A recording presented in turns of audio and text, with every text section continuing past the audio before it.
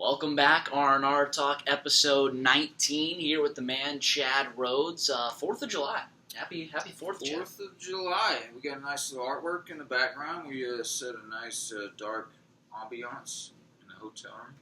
Yeah, It's what a is nice that? house, is that downtown? Where we at? Washington? It's downtown Washington, Pennsylvania. It's like Or maybe that's Pittsburgh. Pittsburgh. Yeah, probably Pittsburgh. We're here, Washington, Pennsylvania, at a DoubleTree. Very nice hotel. Where do you rank this hotel on all of them? I like it.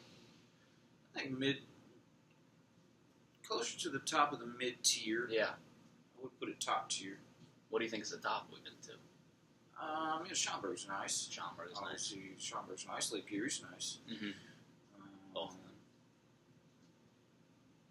Those are nice. Those are both nice, and they both had good hotels. But I didn't mind this. I thought it was a good hotel.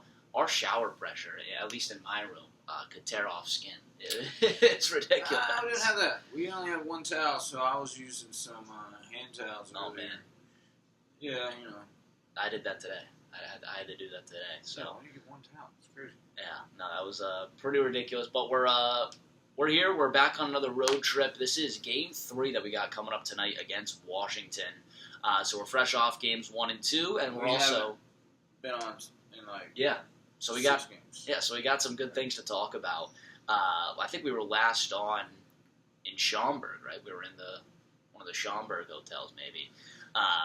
No, we did it up top. Game 3 of Schaumburg because Tim was up in the booth. We did it at the press booth. Oh, you're right. So we did have that. Okay. So that was our last one. Yes. I believe. That was our last one. Well, either way, we won the Schaumburg series, won the Gateway series, so we got a lot of winning coming off here.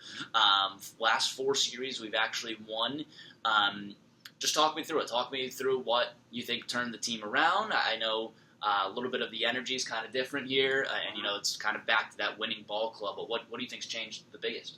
I think that everybody's kind of started taking the pressure off themselves. The guys that have been here from the beginning knew what we were all about.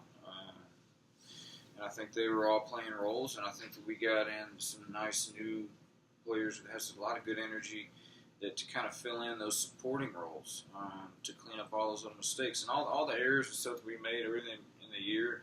And then we continue to make a couple little ones that haven't bit us, but we've learned how to minimize those innings. We've learned how to minimize those mistakes. Learn from all those. I mean, you learn by watching others doing it. So Yeah. I think everybody's kind of played a part in either a mental mistake or a physical error. Physical error is going to happen, but if the physical error is happening because of a mental process or a thought process you got behind it, that's what we can fix, and I think that's what I've seen clean up. Being in those situations, experiencing those things early on, and now being able to know how to react better to it and just stick with our plan and stay with our focus. I think the at-bats have continuously been good. We kind of harpen and fine-tune a little bit of the thoughts that we want our guys to have before those games, talk about some specifics. But no, I like the way we're playing. I think we're passing the stick. I think we're running the bases really well. And starting, once we got some good starting performances, we got some good performances out of the pen, some long guys, and the bullpen's been locked down. So it feels really good right now, no matter who we're playing. I think we throw strikes to get ahead, we play clean, and our offense is going to take care of the rest. Yeah, no, the offense has been spectacular. I think the pitching has come around, and really it has been kind of that new energy. You can probably attribute it to the guys that you've brought in, Harustich, O'Sabin, Reed Smith, Randy Abshir, a lot of those guys. But we also just brought in 2 more names, fresh from last week. So at the end of last week, we bring in Dante Chirico. He's now pitched in 2 games. We'll talk a little bit more about that. And Drew Holderbach, actually both coming from App State, so Appalachian State. What did you see from them bringing them in? Obviously, one's a pitcher, one's a hitter. I didn't see a whole lot, honestly. Yeah. No, I mean, I got some good references. We were looking for some arms that kind of fit a unique role, looking for a guy that could maybe swing. It threw a little bit, maybe threw 3+ innings out of the pen. We can kind of stretch him a little bit if he's looking for more innings. Or there's a guy who started some games, had a little bit of pitchability in. And we had some guys on our list, and then the guy that was actually he's a friend of mine, Ricky Meinhold, he's with the Blue Jays organization, pitching coordinator there. He was going to be App State's pitching coach. Oh, wow. That this previous year, so he obviously had some contacts there and knew some guys, and he reached out to me about Dante, talked about his pitchability and, looking for an opportunity to continue playing. And I did see some video of his stuff and look at the numbers and saw how things could play out. So we brought him on to be able to fill a little bit of a longer role in that pen and kind of help us out. And last night you saw he was able to go four innings, 7 strikeouts, I think 1 hit, 2 hard hit balls, and kept it clean. And I thought his stuff got better as he went on. I think it was 40 in the low 40 pitches through 4 innings. I mean, Yeah. It was very efficient. It was nice to see him. And then the same guy, Ricky. We've actually been on Holderbach for a little bit because we were looking to fill some roles early on, probably 3 or 4 weeks ago. And his name came up, and I think at the time he got some advice from an advisor, to wait for the draft a little bit. And I think a couple weeks passed. I think he's probably getting the itch a little bit. I know he's staying ready. And then things changed. He said he was kind of hearing from some other teams, and he was looking for an opportunity to play. And then I got the same report from the guy that was going to be at Appalachian State, Ricky, recommended Holderbach off the cuff too. And I'm like, okay, I'm getting multiple recommendations. Yeah. Got an opening. Liked his video, liked his swing. Craig liked his swing, and so we liked the intangibles and brought him on before we hit this road trip. He got in there last night, antsy, but not out of water. Didn't look out of water. Didn't look overmatched in the box.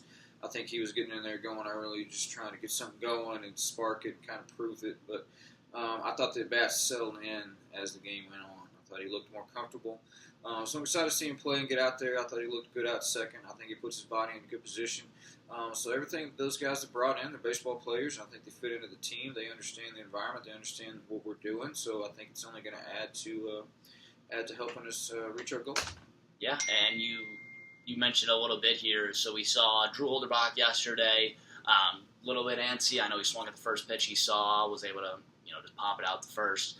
But then you also saw Dante Chirico yesterday, and he, story of 2 different kind of appearances for us. One was just a 1-inning relief where 2 walks in the beginning, his first time out there, an unearned run comes across. But this time, he's on the back of Randy Abshire, who was only able to go 2 innings, brings you 4 shutout innings, retiring his first 11, allows 1 hit, no runs, 7 strikeouts. Really just kind of a whoa, this guy can do that type of thing. And now we're, talking about Randy Abshire as well. What did you see from him in that start, and then just the ability from Chirico to kind of build off of that? What does that give to the club? Randy's start, it's like I talked, you were in here when I had a discussion with him. What he brings is he brings the energy, baby. Like when it's Randy's start day, it's Randy's start day. Guys want to play behind him. He's high energy. He's coming at you. He's attacking. And obviously you can see, I can see in that second inning, it was after that kind of weird first pitch of that inning where the guy had to take a break in the box, and then he gets a little backside knock, and then it was kind of, as soon as he got in the stretch, started going, something was off. You could just tell something was off. He didn't have those uncharacteristic arm side up misses for Randy without the ability to fix it. So obviously it wasn't a mechanical thing. It was like, okay, what's going on? And then I know Carl went out for a visit, said he felt all right. I was like, okay, just trying to get back in the zone, slow him down a little bit, and still unable to really do it. I think he gutted it out. And what was great about that, though, inning, it could have got out of control. And typically, I think in the past, one of those things is that turns into a 5 or 6 spot. Yeah. So being able to gut out and stop the bleeding and leave it at 3-1 was huge. But yeah, immediately as soon as he came off, I had a little shoulder discomfort. There's no need pushing him right there. Like, I want him to be a guy. He's got the draft coming up. I want to take care of him. So get him out of there and put Dante in. And so it's kind of unexpected. It's 3-1. We still got an opportunity to beat these guys. Not necessarily scared of their offense. And we know if we play ball and we do what our offense does, then we're going to win. Like it kind of felt that. But what we lost was that energy from Randy. We lost that. Here's the Randy start. We're in high energy the whole way through. It's like we don't have that anymore. Then we got a new guy out there. Let's see what he's got. And then, like you said, refreshingly and surprisingly, he had a couple arm side up sprays at the beginning of that inning, and then he harnessed it, got it down in the zone. I thought his fastball was really jumpy down at the bottom. Then I think he played up late way better, and then I thought he ripped some nice breaking balls down at the bottom to keep him guessing and keep him out front. And I think he kept that fastball playing sharp. But he dominated yesterday. I mean, that was a nice boost for us to get a silver lining. Really it was one bad pitch by Wags and a good piece of hitting by Caulfield. On that, they kind of turned the tides, but I thought we had opportunity. I thought we had the game in hand. I especially thought when they made a mistake on the bases and that catcher didn't go in his first second, I thought there's that Caulfield at bat. I was like, right here, man, if we roll this up right here, the game's over. Yeah. It's over. And obviously they hit 3-run homer and turned it the other way. But no, I thought the game was in hand. I thought what Dante did was great. It was good to see. We'll probably plug him in. Give Randy a little bit of a blow, and we'll plug him into that starting spot. Give him two spots in the rotation to see how that plays out. Give him a little bit of innings before we make a decision on Randy and go from there. Yeah, and obviously you got the draft coming up as well, so you don't know who could be taken there and then who could be signed shortly after. How does that work on the roster transaction wise? Do you get a free replacement for that if someone gets drafted? Is it kind of like the same if like an MLB team picks them up? Yeah, I'll check with Taster, but I'm pretty certain if we lose a player to an affiliated ball, whether draft or purchase contract, that we do get to replace that piece. We have a list. We got a short list of all positions and all guys that we do think are gonna go. We always have to have those kind of in our back pocket. So we got some names and we got some guys, but obviously we're selling out and building relationships with who we got because I really think the team's meshed well and kind of clicking. Yeah, absolutely. And we got a 3-game series coming up against another talented team in New York, and then another 3 against New Jersey. Let's focus on the rubber match coming up tonight. We have Reed Smith going on the mound on 4th of July, trying to bring some 4th of July fireworks, hopefully for Florence, win another series against the Wild Things. That's a lot of good teams in a row here. So we got Windy City in the beginning, Joliet, you can talk about either of them kind of middle of the pack, but Gateway, Schaumburg, and if you take down Washington, that's 3 of the top teams in your division. That's got to be, really nice to see from your club. I don't. As far as stacking up team to team, I feel like I have the best one. Mm-hmm. I just feel like we took our lessons, we took our lumps, and we made our decisions, and we hit our rough patch early. Yeah.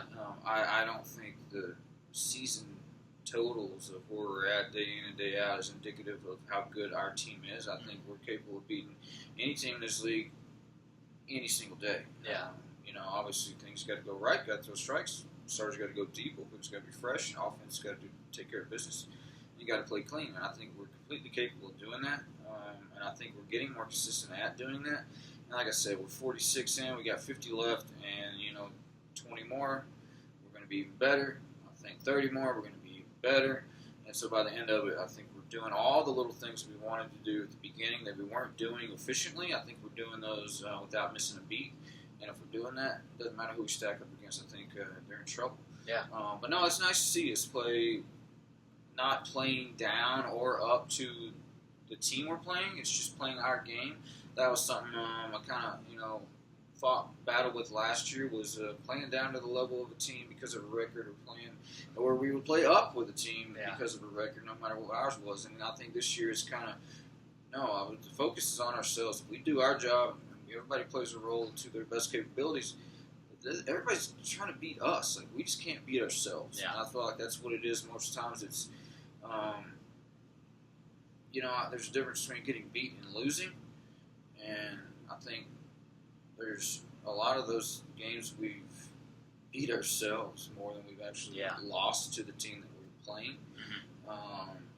That's just my opinion on it. But no, I like where we're at, man, and I like how we stack up against anybody, but it's been good to see take down the teams in our division, especially at the top, because that's the only way we're going to climb up the ladder. Yeah, absolutely. No, and that's something I'm trying to get better at as well. I like to win every game, and I think you know that as well. But you do take some losses in the season, especially like yesterday. And as long as you come out on top in the series, you feel pretty good about yourself. So a big one tonight. That's coming up 7:05 Eastern Time at Washington Wild Things Park. Catch that on Flow Baseball. or on Meridex. We might be switching up to YouTube in the upcoming series for that audio stream. We're going to figure out how to do that.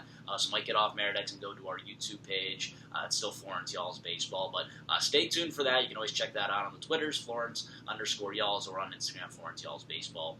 Either way, we got that coming up tonight, 7:05, and then a 3-game series right away, Friday, Saturday, Sunday. So a lot of Florence Y'all's Baseball coming up, but we appreciate you tuning in to RnR. Until next time, y'all have a good one.